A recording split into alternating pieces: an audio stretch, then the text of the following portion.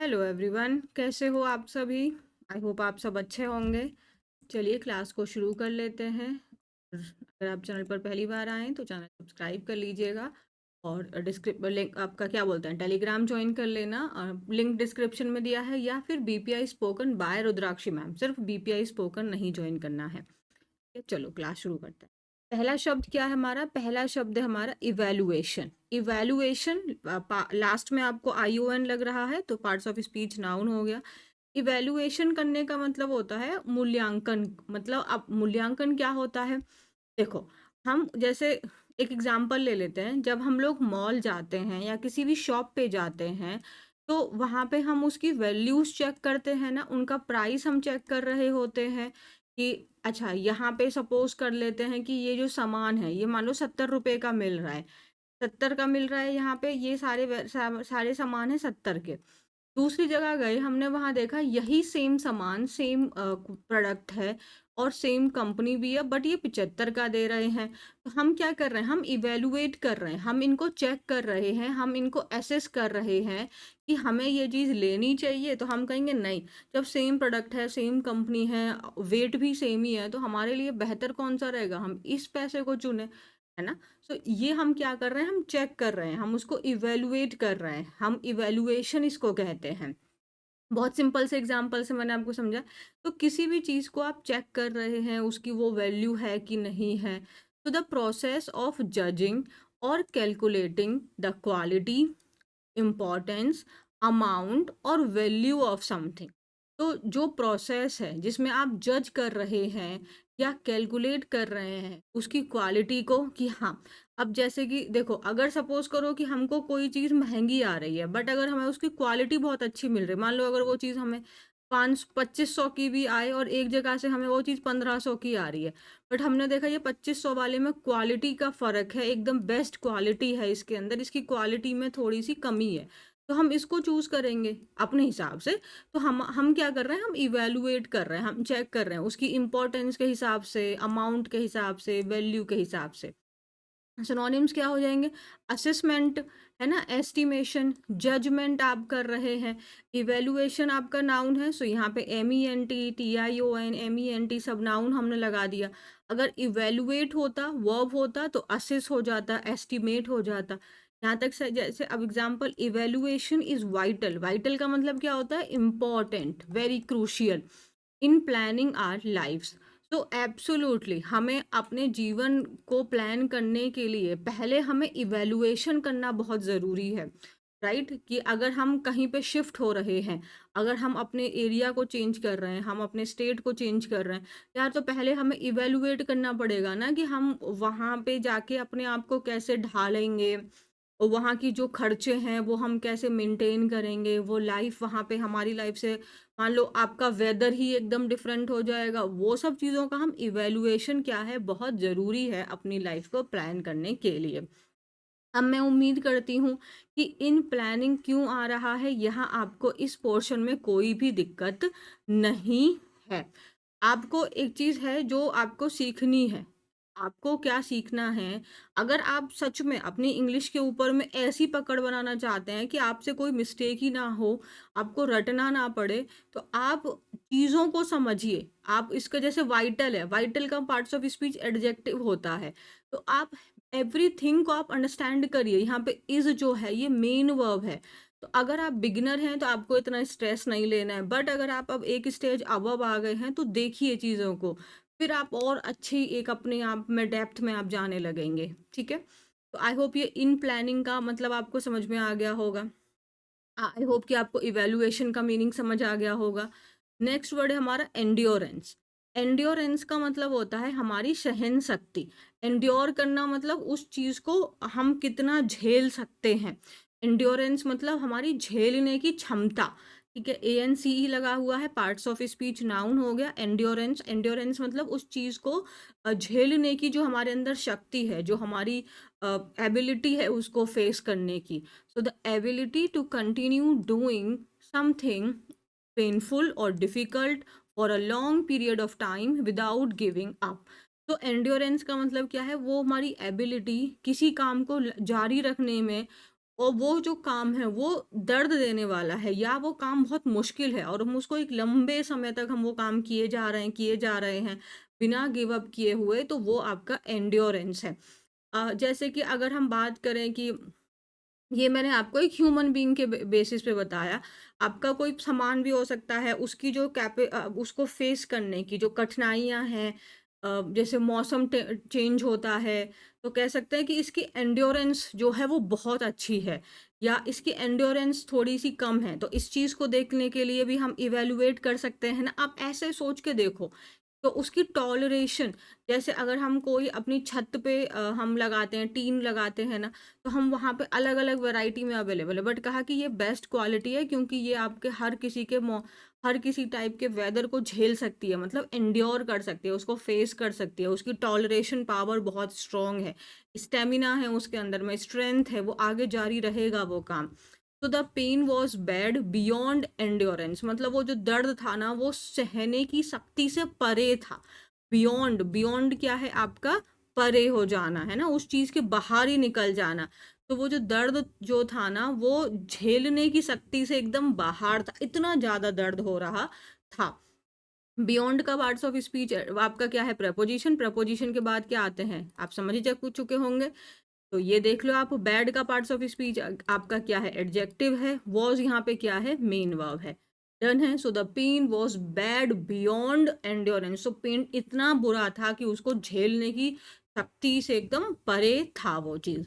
Next word है हमारा stand out. ये आपका फ्रेज की तरह यूज हो जाता है और इसका मतलब होता है कोई चीज अगर स्टैंड आउट कर रही है तो इसका मतलब वो पूरी भीड़ में से आपको अलग से दिखाई दे रही है। तो वो चीज कैसी है, बहुत ज्यादा नोटिसेबल है, वो चीज़ आपको आसानी से दिखाई दे रही है।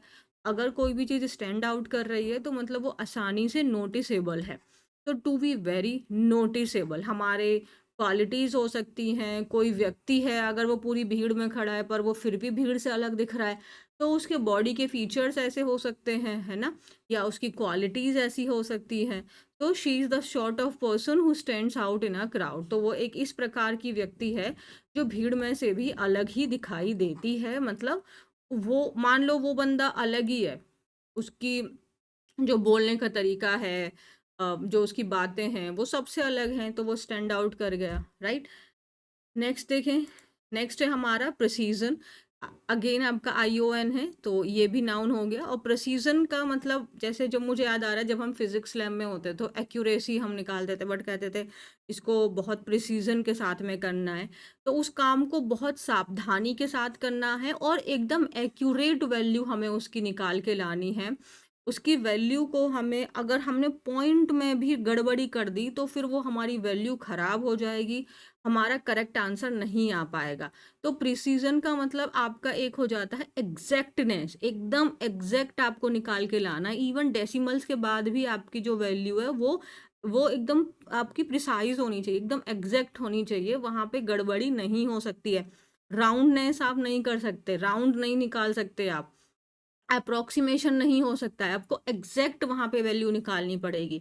तो precision means the qualities of being careful and accurate.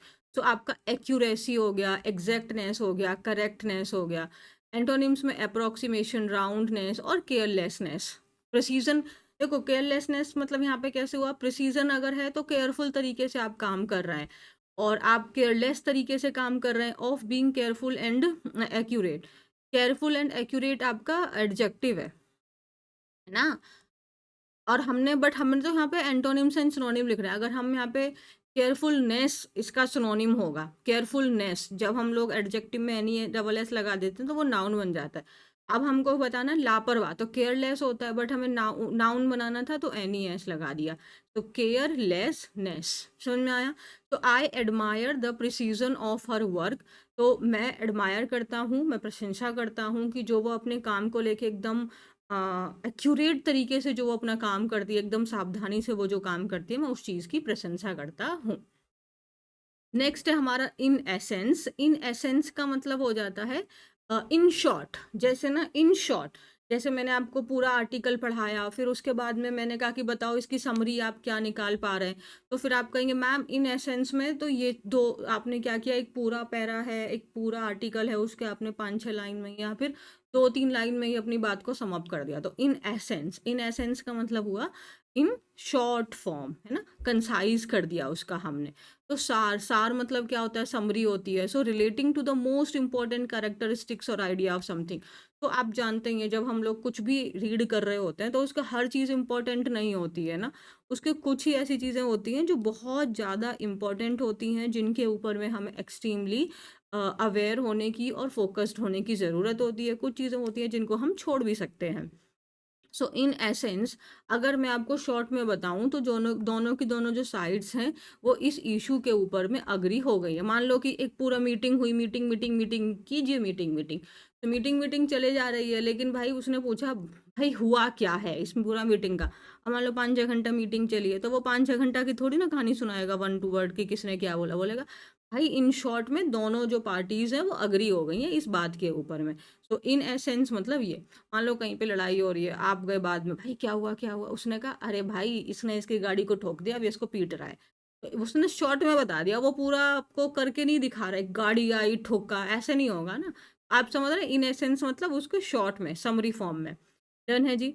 और समझ, अगर इसका इंडिविजुअल पार्ट्स ऑफ स्पीच देखना चाहोगे देख लेना, अदरवाइज इन एसेंस एक साथ में ही जब आता है तब ही होता है। और एसेंस अगर अकेले आता है तो इसका मतलब इम्पोर्टेंट हो जाता है। एसेंस है वो चीज़, उसका इम्पोर्टेंट पार्ट है।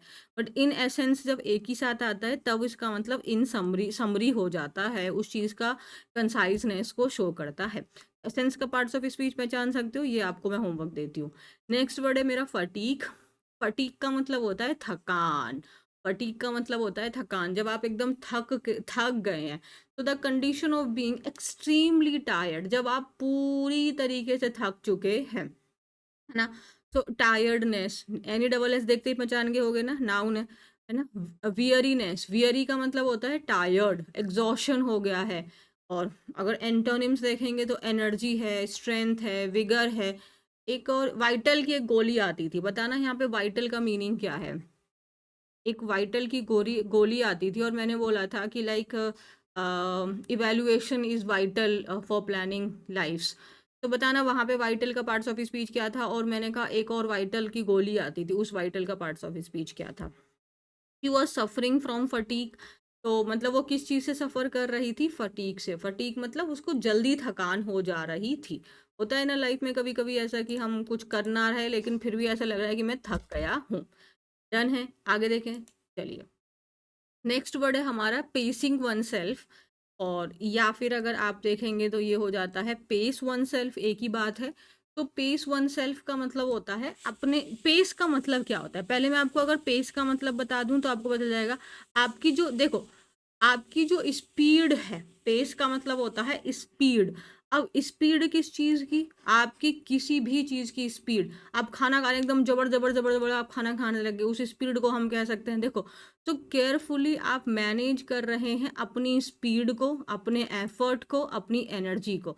तो पेस का मतलब हमारी स्पीड हो जाता है, हमारे एफर्ट, यहाँ पे लिखा हुआ है पेस का मतलब हमारी स्पीड, एफर्ट एंड एनर्जी। ठीक है।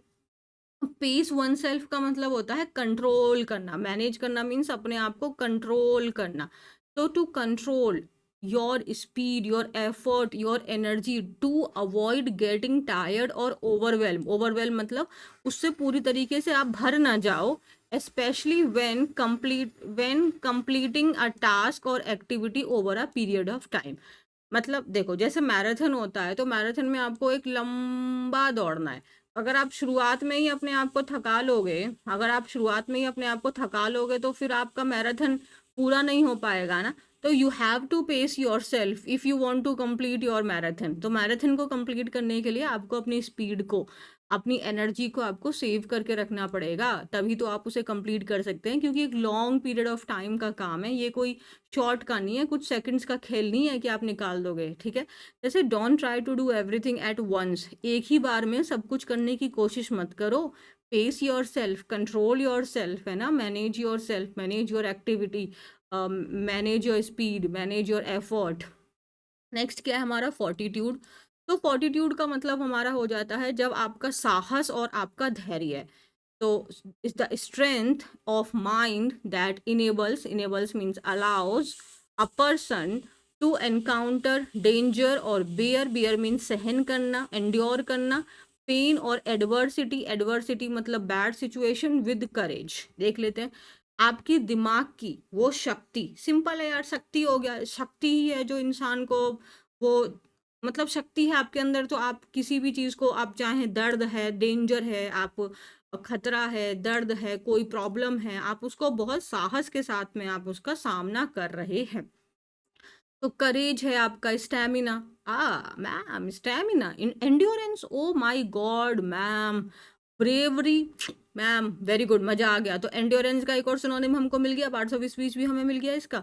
स्पाइनलेसनेस, स्पाइन मतलब हमारी रीढ़ की हड्डी, स्पाइन ही नहीं है आपके अंदर में, यानी आपके अंदर रीढ़ की हड्डी नहीं है। रीढ़ की हड्डी नहीं है का मतलब कहते हैं ये क्या रही है, इस इंसान के अंदर रीढ़ की हड्डी नहीं है, इसका मतलब उस इंसान के अंदर में अपनी बात पे खड़े रहने की शक्ति ही नहीं है, एकदम वो कायर है, वो इंसान कमजोर है एकदम वो।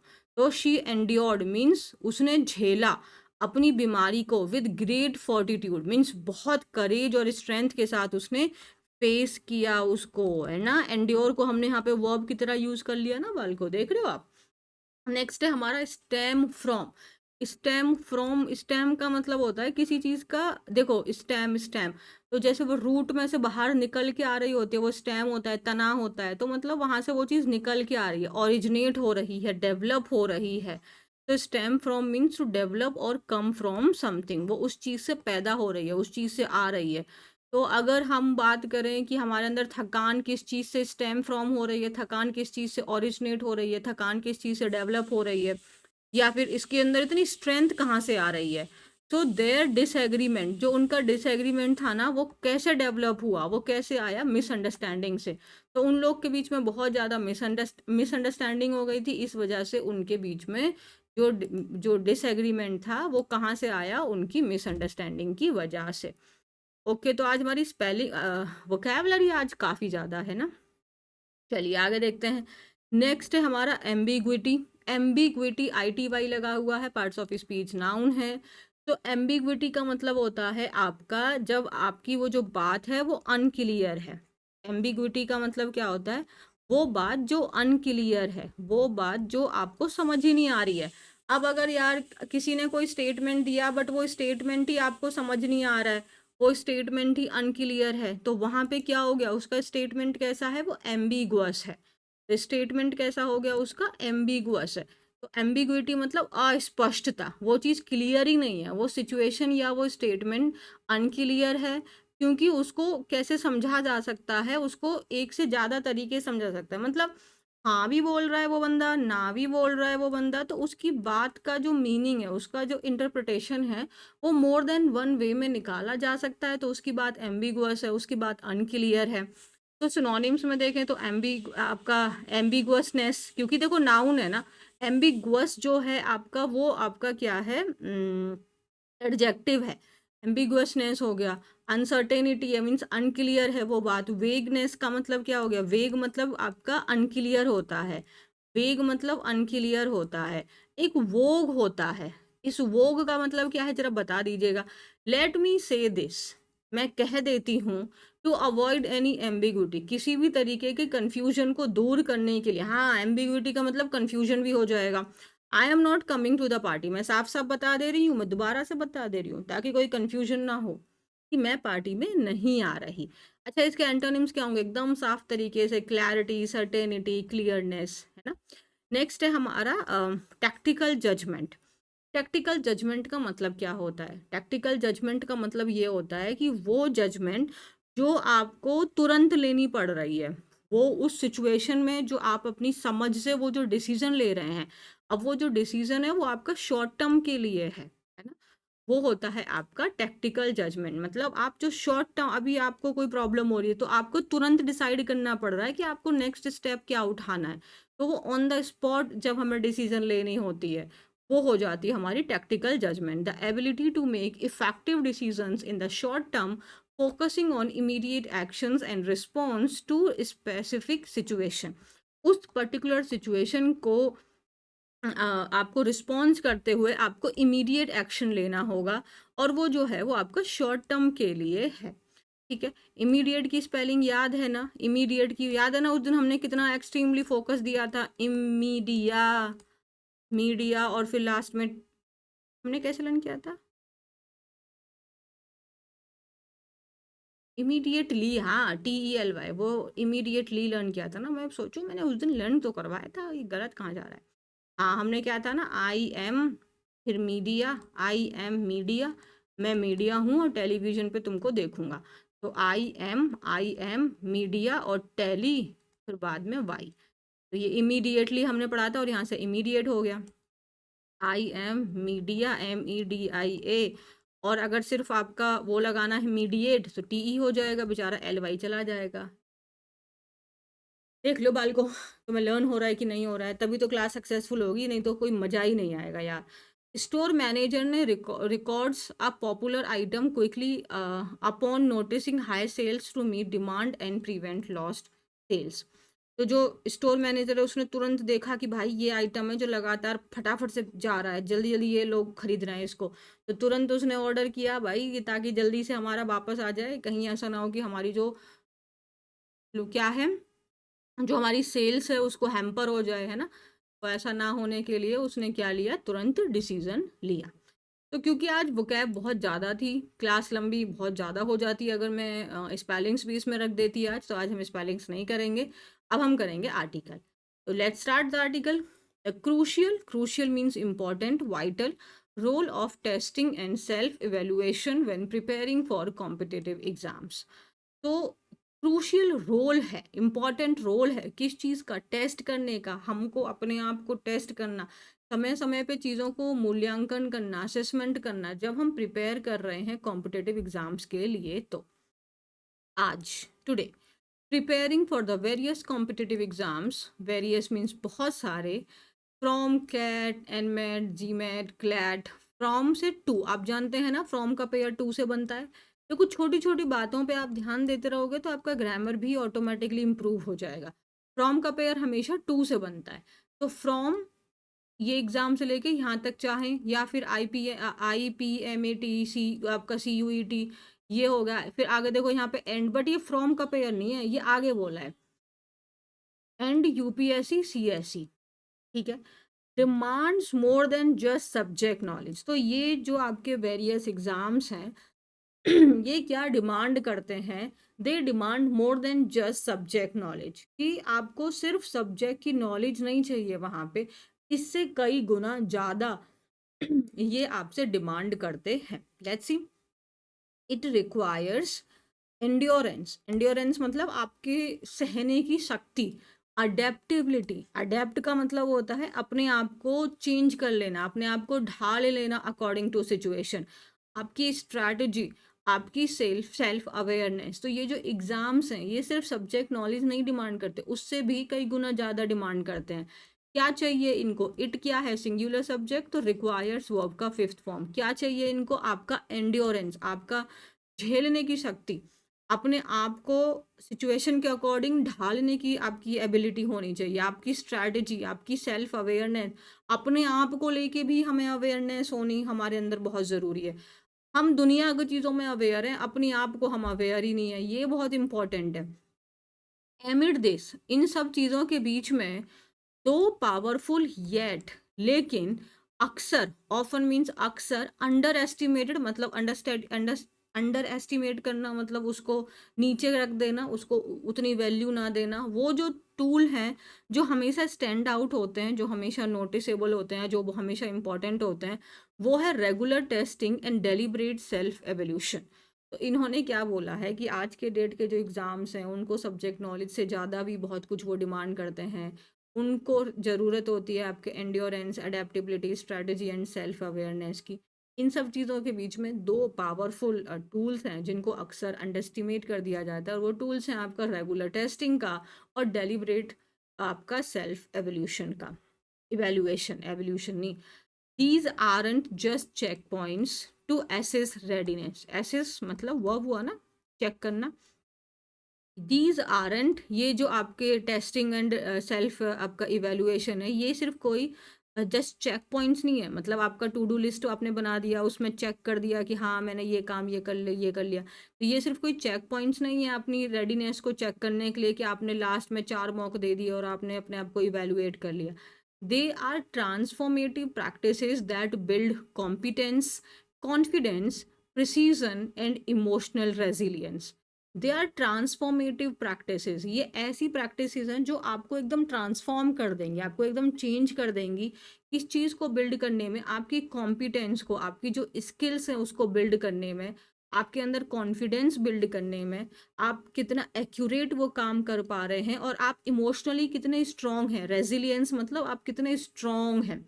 Regular testing highlights strengths and gaps. तो रेगुलर टेस्टिंग क्या हाईलाइट करती है, किस चीज़ पे जोर देती है, हमारी स्ट्रेंथ क्या है, हम कहाँ लैग कर रहे हैं, हमारा फोकस को और शार्प करती है, और जो हमारी मसल मेमोरी है, मतलब जो हमारी मेमोरी है उसको और ज़्यादा स्ट्रॉन्ग करती है ना। मैं आज आपसे रिक्वेस्ट ये करूँगी, इस आर्टिकल को आज आप सिर्फ आर्टिकल की तरह मत रीड करो, आप किसी भी एग्ज़ाम की प्रिपरेशन करो, इवन अगर आप ये सिर्फ इंग्लिश बोलने की भी प्रिपरेशन कर रहे हो, तब भी आप इसको एक ऐसे सोचो कि मैं आपसे बात कर रही हूँ, मैं अपनी बात आपसे कन्वे करना चाहती हूँ, इसीलिए मैंने ये आर्टिकल चुना। क्योंकि उसमें जो भी बात लिखी है ना वो बहुत सही है, एकदम करेक्ट है, आपको फॉलो करनी है ये चीज़ें। यहाँ पे आपको जो मॉक टेस्ट के बारे में बोल रहे हैं, ये बहुत ज़रूरी चीज़ है। हम स्टूडेंट्स के रूप में ये चीज़ें एकदम नेग्लेक्ट कर देते हैं, सब्जेक्ट कंप्लीट पे ही हम लगे रहते हैं।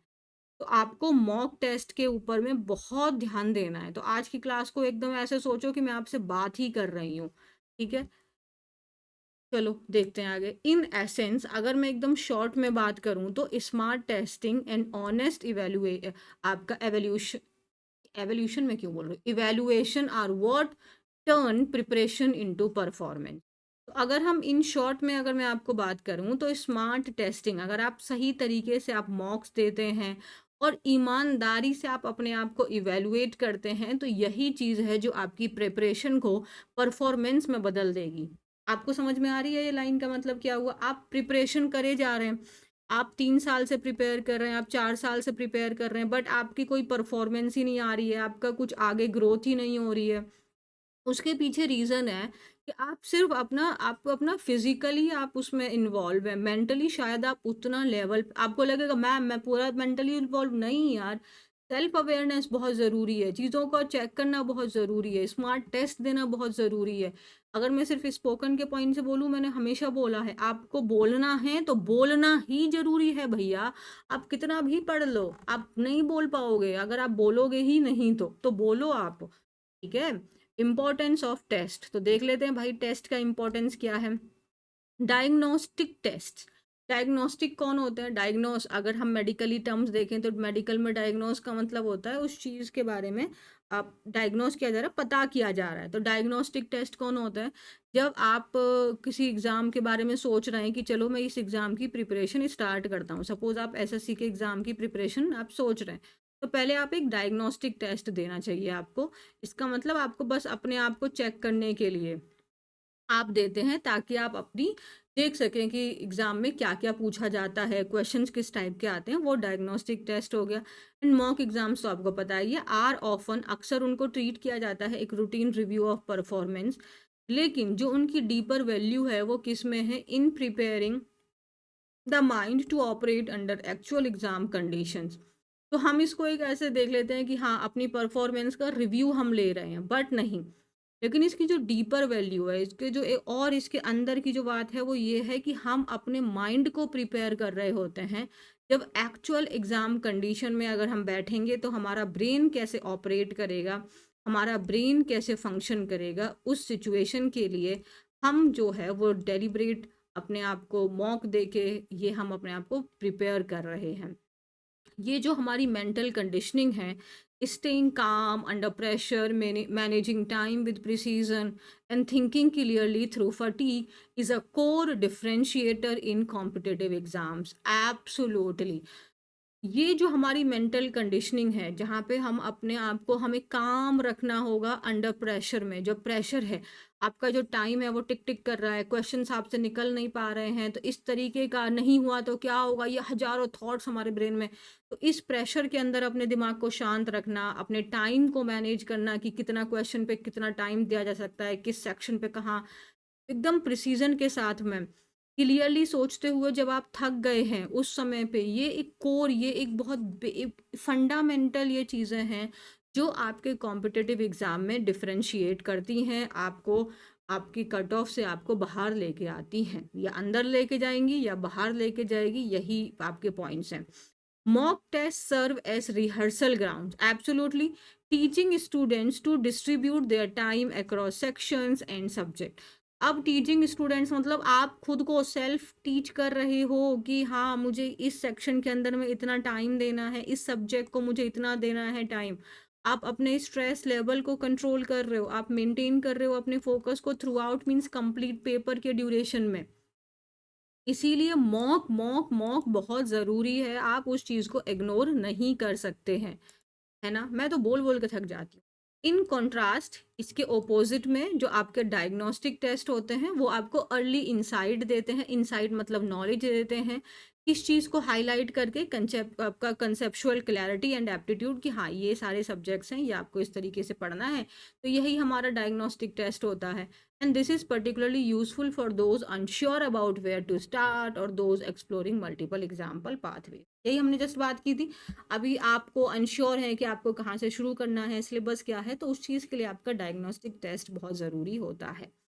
क्रूशियली अगर हम इम्पोर्टेंटली देखें तो testing is not just about answering questions correctly, it is also about simulating the exam rhythm, pacing yourself, identifying movements of mental fatigue and recovering mid paper.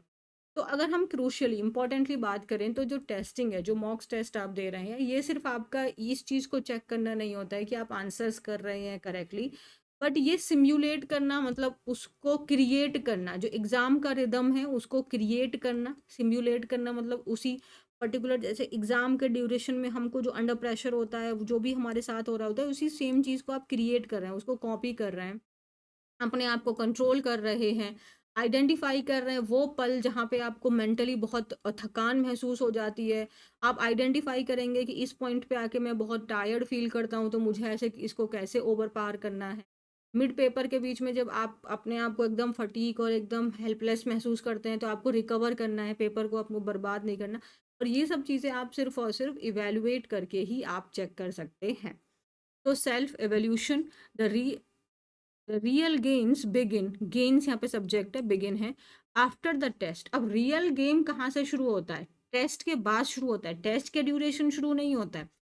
Pro intentional self आप जब आप check कर रहे हैं उसके लिए, without it even the most rigorous testing schedule become robotic. Rigorous means आप पूरा हार्ड वर्क करके आप टेस्ट देते हैं, बट अगर आप उसको चेक ही नहीं करते, आप उसको इवेल्युएट ही नहीं करते, आप उस पर टाइम ही नहीं दे रहे हैं कि क्या हो रहा है, तो वो सिर्फ एक रोबोटिक होगा और वो परफॉर्मेंस में नहीं कन्वर्ट होगा। द रियल गेन आपको आता है आपकी जब आप एनालाइज करते हैं, ना ही सिर्फ वो आंसर कि आपने कौन से गलत किए, बल्कि वो गलत हुए तो क्यों गलत हुए। Was it due to misreading, क्या आपने वैल्यू को गलत पढ़ लिया था, आपने क्वेश्चन को गलत पढ़ लिया था, आपके पास वो कॉन्सेप्ट की नॉलेज नहीं थी, आपको टाइम का इशू था, हर चीज़ के बारे में आपको सोचना होगा। एंड ये आपका इंट्रोस्पेक्शन बहुत ज़रूरी है in your real life also. आप पढ़ रहे हैं, आप यही नहीं चेक कर रहे कि जो मैं पढ़ रहा हूँ वो मेरे को कितना हेल्पफुल है, बस पढ़े जा रहे हो, फिर वहाँ आपको थोड़ा रुकने की ज़रूरत है। So when students reflect on this, means think on this, they move from a broad strokes approach to a surgical strategy for improvement. So when they move from a broad stroke approach कौन सी approach होती है? जहाँ पे आप मोटी मोटी बातें समझ रहे होते हैं, जैसे आपका डायग्नोस्टिक आपका टेस्ट है वो मोटी मोटी बातें समझा रहा है। सर्जिकल का मतलब हुआ जब आप एकदम डिटेल में आप पूरा स्ट्रेटजी बना रहे हैं। ओवर टाइम ये जो आपका इंट्रोस्पेक्शन है, जो आपका ये अपने आप को जो आप इवैल्यूएट कर रहे हैं, आप जो चेक कर रहे हैं, ये आपको मजबूत करेगा, आपके इमोशनली आपको मजबूत करेगा, स्टूडेंट्स को हेल्प करता है separate their performance from their self worth and see errors as learning opportunities rather than personal failures. Absolutely आपको हेल्प करेगा कि आप अपनी परफॉर्मेंस को सेपरेट कर सकें अपनी सेल्फ वर्थ से। ऐसा नहीं है कि अगर आप वो पर्टिकुलर सेक्शन में अच्छा नहीं परफॉर्म कर पा रहे तो आप लूजर हो गए या आपकी सेल्फ वर्थ खत्म हो गई ना, बिल्कुल नहीं। एग्जाम या आप किसी भी चीज में लाइफ में हम, अगर आप एक रेगुलर स्टूडेंट है, आप एक ऑनेस्ट स्टूडेंट है, आप नहीं अच्छा परफॉर्म कर पा रहे, it's all right. Not like कि आपकी सेल्फ वर्थ वहां पे आपकी एक दाव पे लग चुकी है। आप एरर्स को एक लर्निंग अपॉर्चुनिटीज की तरह देखिए, ना कि आप एक अपने आप को लूजर मत कंसीडर करिए। है ना, ये मैं सच में अपने दिल से बोल रही हूँ, इसलिए ऐसा लगा कि जैसे मैं इस पूरे राइटर में मेरा दिल छा गया। इसीलिए मैंने कहा कि नहीं, ये तो मुझे चुनना ही है आज। आप बहुत इंपॉर्टेंट हैं, आप एक ऑनेस्ट स्टूडेंट हैं, तो आप अपनी लाइफ में आपको ऐसा लगेगा मैम, आपके मन में एक बात आ सकती है, चलो, कि मैम अगर मैं इतना ही ऑनेस्ट हूँ, अगर मैं इतने अच्छे से पढ़ रहा हूँ, अगर मैं इतना ही सही सब कुछ कर रहा हूँ, तो मेरे मार्क्स क्यों नहीं आ रहे हैं? वो समय नहीं आ रहे, बट ट्रस्ट मी, आप लाइफ में कभी भी आप दूसरों पर डिपेंडेंट नहीं रहेंगे। अगर आप ऑनेस्ट हैं, आप डेडिकेटेड हैं, आप डिटरमाइंड हैं, आप एक दिन बहुत कुछ बदलने की क्षमता रखते हैं। वो बदलना 2 दिन 4 दिन 1 महीना 1 साल का नहीं होता है, वो लंबे टाइम में आप अपने आप को देखेंगे, आप बहुत आगे जाएंगे। ट्रस्ट मी, होगा ऐसा। आगे देखें, review cycle. A well structured test review cycle क्या है, दोनों है, ये आर्ट भी है और साइंस भी है। It begins with taking mock exams in a time destruction free setting. हाँ, बट इसके साथ आप एक डिस्ट्रक्शन वाले पीरियड में भी एक मॉक दो। डिस्ट्रक्शन, मैम ये क्यों कह रहे हो, देखो ये मेरा अपना आपको एक्सपीरियंस शेयर कर रही हूँ। आप एक ऐसे टाइम पे भी मॉक दीजिए जब आपको थोड़ी सी लिटिल बिट वहाँ पर डिस्ट्रक्शन है, क्योंकि एग्जाम में आपको कंप्लीटली एकदम पीसफुल इन्वायरमेंट तो नहीं मिलता है, वहाँ पे डिस्ट्रक्शन तो रहती है, हल्की फुल्की कोई कुछ उथल पुथल हो रही है। एक ऐसा भी पीरियड रखो जब आपके पास में लिटिल बिट डिस्ट्रक्शन है, तो उस समय पे आप अपने माइंड को कितना फोकस रख सकते हैं। एक डिस्ट्रक्शन फ्री इन्वायरमेंट है, एक with little bit of distraction है। But the post test phase should go beyond just checking answers. Student must revisit each question, think through their reasoning, and identify whether mistakes stemmed from gaps in information, misapplication of concept, or fatigue related lapses.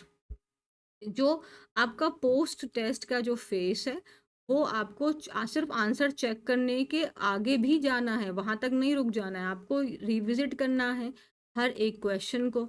आपको अपनी खुद की समझ के through उन चीज़ों को understand करना है, सोचना है, आइडेंटिफाई करना है अपनी मिस्टेक्स को। वो जो मिस्टेक्स हैं वो कहाँ से पैदा हुई हैं, क्या आपको इन्फॉर्मेशन की कमी थी, आपके पास कॉन्सेप्ट्स की कमी थी, आपने कॉन्सेप्ट्स को मिस अप्लाई कर दिया है, मिक्स कर दिया है, या आपका ब्रेन वहाँ पे टायर्ड हो गया था, तो क्या प्रॉब्लम आ रही थी, इन सब चीज़ों को आपको इवेलुएट करना है, इन सब चीज़ों को आपको अंडरस्टैंड करना है। मेंटर फीडबैक मतलब जो आपके टीचर्स हैं, एक्सपर्ट का एनालिसिस, और इवन जो आपके दोस्त हैं, पीयर मीन्स जो आपके फ्रेंड्स हैं, उनका डिस्कशन आपके इस रिफ्लेक्शन को, इस अंडरस्टैंडिंग को और गहरा बना सकता है।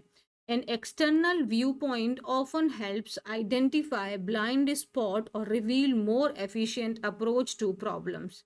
एक्सटर्नल व्यू पॉइंट है ना, जब हम अपनी क्लास में, जब ऑफलाइन क्लास में जब हम डेली पेपर सॉल्व करते थे, तो वहाँ पे जो बच्चे हैं बहुत अच्छे ब्रिलियंट स्टूडेंट्स थे, बट अगर उनका एक दो क्वेश्चन गलत हो रहा था, तो वहाँ पे जब मैं अपनी तरफ से अपना व्यू पॉइंट जब मैं उनके साथ शेयर करती थी, तो उनको समझ आता था। इवन जब वो अपना व्यू पॉइंट समझाते थे कि मैम हमने ये सोच के इस आंसर को मार्क किया, तो मेरी भी अंडरस्टैंडिंग वहाँ से बहुत डेवलप होती थी। हमेशा हमें अपने आप को ओपन रखना है, रिजिड नहीं रखना कि आप ऐसा कैसे बोल सकते हैं, मैं भी तो रॉन्ग हो सकती हूँ ना। टीचर मतलब कोई ऐसा दवा ले लेता है क्या कि मैं आज टीचर की पद पे आ गई तो मैं मिस्टेक नहीं करूंगी?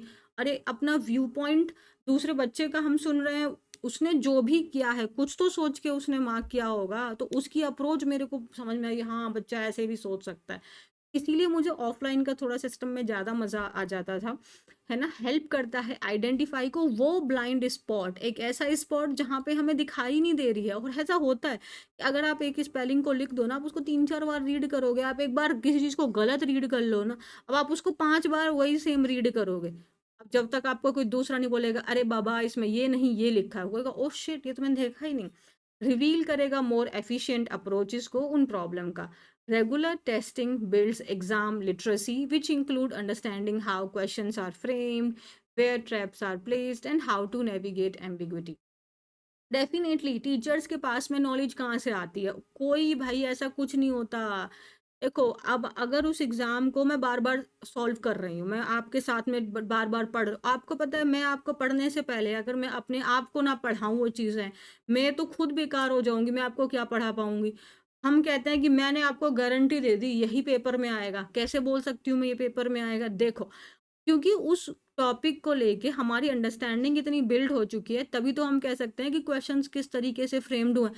और अगर आप उसी क्वेश्चन को खुद से बार-बार अगेन एंड अगेन अगर आप पेपर सॉल्व कर रहे हो, तो आपका भी अपने आप अपना अप्रोच डेवलप हो जाएगा। आप खुद से सीख जाओगे, आपको पता चल जाएगा कहाँ पे ट्रैप सेट किया जाता है, कैसे आपको बाहर निकलना है, कैसे जहाँ पे कन्फ्यूजन क्रिएट हो रही है उसको नेविगेट करना है, उसको अंडरस्टैंड करना है। ये आपको हेल्प करेगा, आपकी खुद की tactical judgement on the spot आपको क्या जज करना है, छोड़ देना है क्वेश्चन को, क्या अटेम्प्ट करना है, कब अटेम्प्ट करना है, कब स्किप करना है, कब उस क्वेश्चन को रिविजिट करना है। रेगुलर जो आप इवैल्यूएट करेंगे, ये हेल्प करता है स्टूडेंट को कि वो अपनी खुद की लर्निंग स्टाइल को डिस्कवर कर सकें। And this shift from passive to आपका active study is a cornerstone of success in competitive exam. और ये जो शिफ्ट है आपका पैसिव लर्निंग से आपका एक्टिव लर्निंग की तरफ में, ये एक बहुत फंडामेंटल, एक आपका बहुत बेसिक सी चीज़ है, जहाँ से आपकी कॉम्पिटिटिव एग्जाम में सक्सेस की नींव आपकी रख दी जाती है। एक साथ में ये फोस्टर करता है, ये स्ट्रेंथन करता है हमारी ग्रोथ माइंडसेट को, और शिफ्ट करता है फोकस को फ्रॉम क्रैमिंग मींस जस्ट रट्टा मारने जो हमारी आदत है वहाँ से हटा के हमको problem solving long term mystery को सॉल्व करने की अप्रोच हमें देता है। Mastering competitive exams today is not just about how much one knows, it is about how well one is prepare to apply that knowledge under pressure. Absolutely anything in life, it's not about कि how much you know, it's also about how you use that in your life, is it ना? तुम सोचोगे ma'am कितना pressure लगा के आज आप बोल रहे हो, क्या हुआ? अरे यार, ऐसे लग रहा है कि मैं अपनी बात आपको बोल रही हूँ। I am feeling so happy today कि मैं आपसे बात कर पा रही हूँ, मैं जिस आपको पढ़ा नहीं रही हूँ, मैं आपसे बात कर पा रही हूँ, अपनी बात कन्वे कर पा रही हूँ। कि mastering anything, it's not about just that how much you know, it's also about how you use that thing in your life, that is the main purpose। आपको बहुत कुछ आता है बट आप मेन वक्त में उसका यूज ही नहीं कर पा रहे हो, तो फिर क्या ही कर लोगे? ये तो बेवकूफ हो ना आप, है ना? तो बेवकूफ नहीं बनना है हमें। जो खत्म हो गया है जी। आज मजा आया। टेस्टिंग आपको क्या प्रोवाइड करता है? एक मिरर प्रोवाइड करता है। एब्सोल्युटली आपको वो चीज़ मिरर दे रहा है। आपको आपकी जो परफॉर्मेंस जो आप बार-बार कर रहे हो प्रिपरेशन, चलो आज मैंने मैथ्स के 1 लाख क्वेश्चन सॉल्व कर लिए। 1 लाख क्वेश्चन में से आप 1 क्वेश्चन भी सही से सॉल्व कर लो। समझ रहे हो? तो आपकी वैल्यू इम्पोर्टेंट वहाँ भी निकल के आ रही है। तो सेल्फ एवोल्यूशन ऑफर्स लेंस।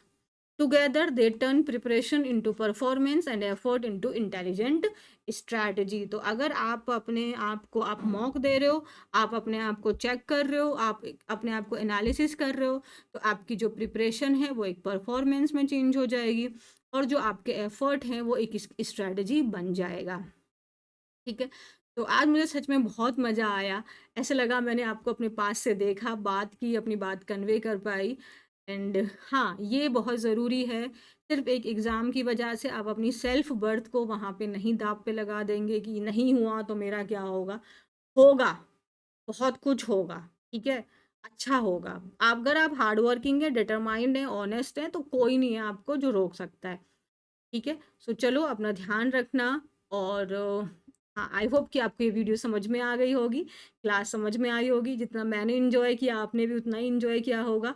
तो बस चैनल को सब्सक्राइब कर लो, वीडियो लाइक एंड शेयर करना ना भूलें, और बताना, सच में बताना कि आज का आर्टिकल आपको कैसा लगा। अपना ध्यान रखिए। I really really love you all, और तुम सब लोग मेरे लिए बहुत इम्पोर्टेंट हो। कोई भी प्रॉब्लम आती है, मैं अगर उसको सॉल्व कर सकती हूँ, तो आप हमेशा मेरे से आप बोलिए, आप बताइए। ठीक है? Take care of yourself. Bye.